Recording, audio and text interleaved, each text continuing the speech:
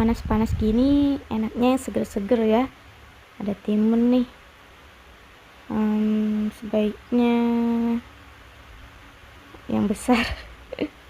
Sediakan gula pasir dan juga es batu, kemudian air. Masukkan 3 sendok gula pasir. Gula ya guys, bukan pasir.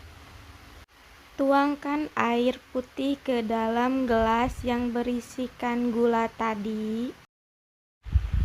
Kemudian diaduk hingga merata menggunakan sendok ya guys, bukan cangkang kopi kebiasaan Anda.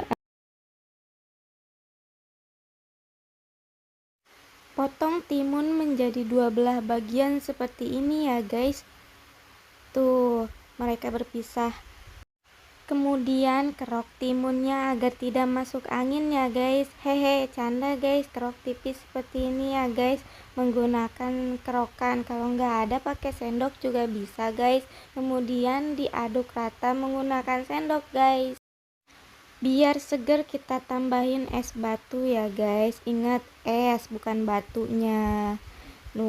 Seger banget guys ini tuh guys. Banyak manfaatnya lagi guys es timunnya ini. Kalian bisa coba ini di rumah guys, gampang banget kan bahan-bahannya.